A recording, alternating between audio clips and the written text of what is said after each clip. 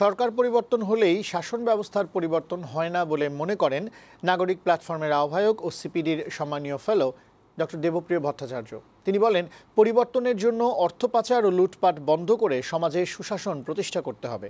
সোমবার বঙ্গবন্ধু আন্তর্জাতিক সম্মেলন কেন্দ্রে সুশাসনের জন্য জনকেন্দ্রিক সংস্কার শীর্ষক নাগরিক সম্মেলনে তিনি এসব কথা বলেন। এ সময় মনোনয়ন বাণিজ্যকে নির্বাচনী কাঠামোর বড় চ্যালেঞ্জ বলে জানান নির্বাচন ব্যবস্থা সংস্কার কমিশনের প্রধান বদিউল আলম মজুমদার।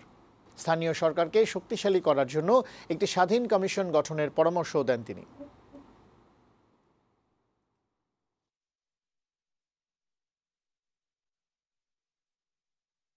রাজনীতিবিদদের মানসিকতার পরিবর্তন করতে হবে, রাজনীতিবিদদের রাজনৈতিক সংস্কৃতি পরিবর্তন করতে হবে, এবং এটা আকাশ থেকে মায়াফল হিসাবে পড়বে না। আমরা যদি আমাদের কাজ করি তাহলে হয়তো আমরা একটা পরিবর্তন দেখতে পারবো, তা না হলে আবারও সেই যেই অবস্থা ছিল সেই অবস্থায় ফিরে যেতে হবে। আমাদের সক্রিয় থাকতে হবে, একতাবদ্ধ থাকতে হবে, বৈষম্য বিরোধী চেতনার মূল বিষয়ে আমাদের নিষ্ঠ থাকতে হবে, এবং সেটার জন্য আমরা একত্রিতভাবে আগামী দিনেও আওয়াজ তুলব।